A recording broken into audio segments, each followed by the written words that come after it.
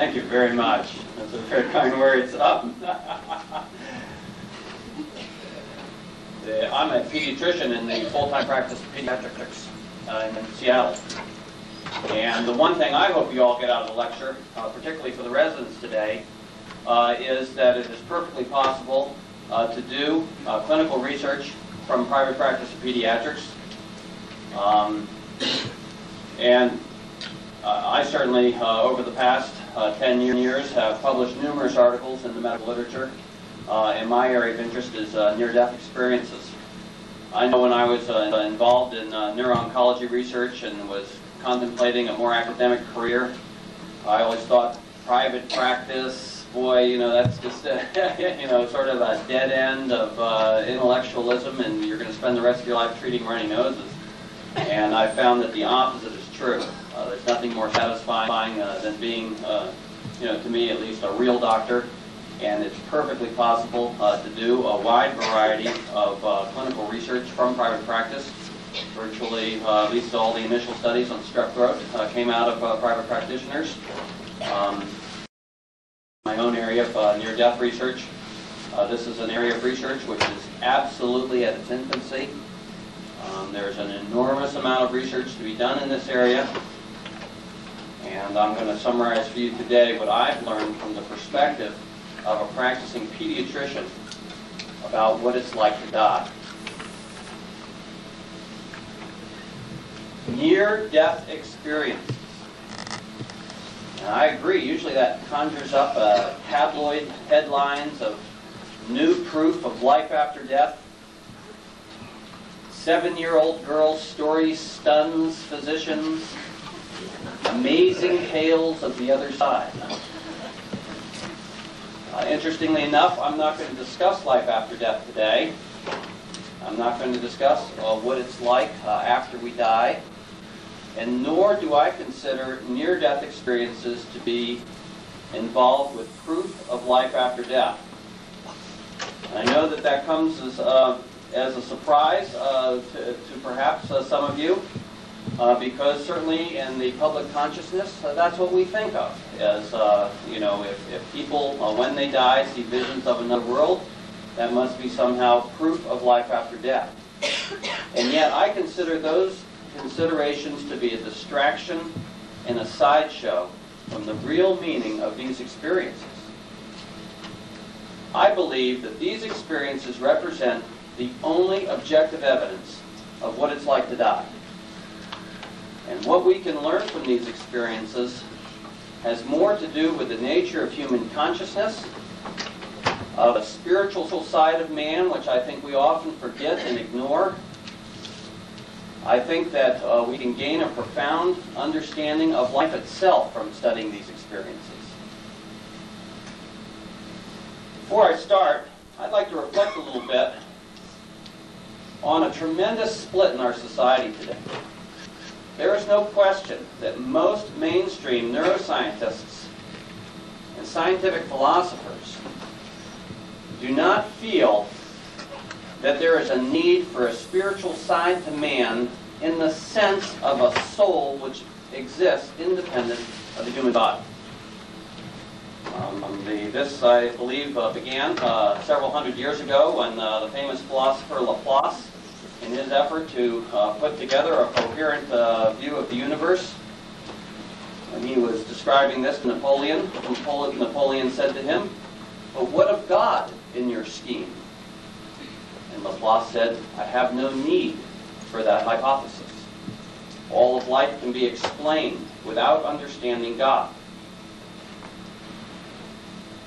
And yet Francis Crick, in his most recent book, The Astonishing Hypothesis, in which he tackles that very same issue, he candidly admits that there is no evidence whatsoever from a neuroscientific point of view to understand how human consciousness can be explained by brain function.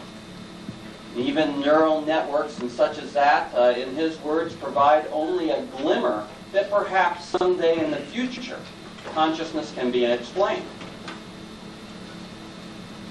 On the other hand, the great majority of our patients believe that they have a soul that exists independent of the human body. What I'm going to urge you all today, and I believe that you'll get the most out of my lecture, is if, I'll just tell you how I look at it as a practicing pediatrician. I feel almost caught in the middle between these two divergent points of view, neither of which have any evidence to support them. So, I've just pretty much taken the attitude of, we don't know. We have no idea. There is no evidence one way or the other to understand this. So let's just take a look at what we do know from a philosophically neutral point of view. I started to learn about these experiences from my experience working with Airlift Northwest when I was moonlighting as a resident up at the Seattle Children's Hospital. And I had never heard of near-death experiences before. As a budding neuroscientist, I had the point of view that, in fact, when you died, you simply died. That just sort of checked out into the darkness. Here's just to make you all jealous of us in the Northwest. Here we are flying past Mount Rainier. For those of you who work air transport, this is a familiar sight. Here's the cramped insides of our plane. And I'd like to introduce you to a couple of the patients who changed my perception of what happens when we die. I'm going to show you now a clip of an extraordinary interview from 2020. And this interview is not rehearsed in any way. We're going to see an interview with two children who've had near-death experiences. They have not told this experience to anybody other than their parents before. You're going to hear every word they have to say about their experience, and you're going to get a sense of at least how these experiences presented themselves to me. These are two patients that we resuscitated with Airlift Northwest.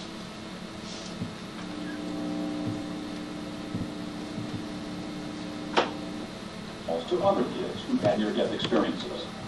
So far, he's talked to about 50 and has just written a book about them. Children have much simpler near-death experiences than adults. So, what did your mom tell you about why we came here today? They are not coherent stories, but they are often fragments of a powerful experience. They simply say, this is what happened to me, and I can't remember anything else. Remember going to the hospital? Mm-hmm. Jamie Untonens was 4 years old when she came down with bacterial meningitis, an infection in her brain that put her in a coma and nearly killed her. Jamie is now 9. Why don't you just tell me the whole story? Okay. What happened to you? I saw angels. You saw angels? Mm-hmm. And I saw Jesus. And he told me it wasn't time to die. And my mom and dad didn't want me to die. How did you know that this was Jesus? Because he was talking to me. Can you tell me anything more about that? I was floating in the air. Tell me what you could see when you were sleeping. The dead people. They were laying with their eyes closed. And who were they? Grandpa, grandmas, and babies that have died. Grandpas and babies who had died. Would you draw me a picture of what you saw? She had the pure near-death experience. She was floating. She perceived herself as being out of her physical body. She was in a peaceful place. And someone that she perceived as being Jesus and angels were there. Tell me about this. What is that? That's the hat. That's the hat. Okay, go ahead. Research has shown that near-death experiences happen to people of all religions and to non-religious people as well. Christians may see Jesus, Muslims Mohammed. Those with no religion may not meet a godlike figure at all, seeing instead deceased friends or relatives. Jamie, whose family is Lutheran but not very religious, said she met Jesus. But the figure she drew looked more jolly than holy, a little like Santa Claus. But there is one element borne out by the children that is universal. They all face the final choice of whether or not to return to life. What's your worst fear is to lose a child. It's a horrible, horrible feeling. Laura and Tom Nicholson's son Patrick made that choice when he was just 7 years old. His near-death experience happened when he was fishing in this neighborhood park in Livingston, Montana. So this is about where you were, huh? I got up and standing on the bridge, and then I was fishing, and I guess when I cast it, I lost my balance. Patrick fell from the bridge. His head hit a rock in the lagoon. He lost consciousness and sank deeper into the murky water. Patrick's rescue and recovery were so astounding that he was later called the miracle child. Today, he is every bit an 11-year-old boy and has no scars from the critical coma he lapsed into after his near drowning. But he was left with one memory of that day, which he shared with his mother 2 weeks after the incident. Patrick and I were in the bathroom, and all of a sudden he said to me, "Mom, I died." And I dropped the comb in the sink and slowly turned around, and he said, after he said, "Mom, I died," he said, "I saw Abby and Andy, and they're just fine." Abby and Andy. Yeah. Who are Abby and Andy? Andy's my dog, and Abby was my cat. Your two pets who had died. Where do you think you were when you saw Abby and Andy? Went into this dark tunnel with clouds. What happened when you saw this? They nagged me on to go somewhere, but I just stayed there. Do you remember why you didn't want him to go with you? A little bit scared. A little scared to go with him? It all happened so fast. Patrolman Jim Perkins found Patrick at the bottom of the lagoon and pulled him out. My primary concern was to give him air and get him out of the water and get him... Patrick had been underwater for 15 minutes. He was limp, cold, and unresponsive at the scene. And yet he describes leaving his body and witnessing his own rescue from above. I was up in a cloud and I saw Jim Perkins with his hands, I think, on his head, and saw me in a stretcher. Science tells I think that gives you a feeling of the beginnings of my interest in near-death experiences.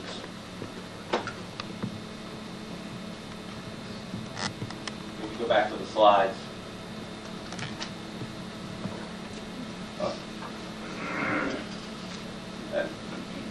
I believe that everybody here has heard of a near-death experience. There's a couple of things I'd like to point out, though. First of all, these experiences are transcendental experiences. They cannot be understood unless you understand that they're spiritual and mystical experiences. They appear to be vividly real to the person who's having them. And yet even Patrick Nicholson's experience, which had no religious elements at all, clearly in his mind implied that he lived even though he perceived himself as being dead. Now these experiences do not only occur to survivors of cardiac arrest and such as that. For example, one of the best collections of near-death experiences came at the turn of the century from mountain climbers who fell from great heights and were saved by falling into a snowbank and such as that.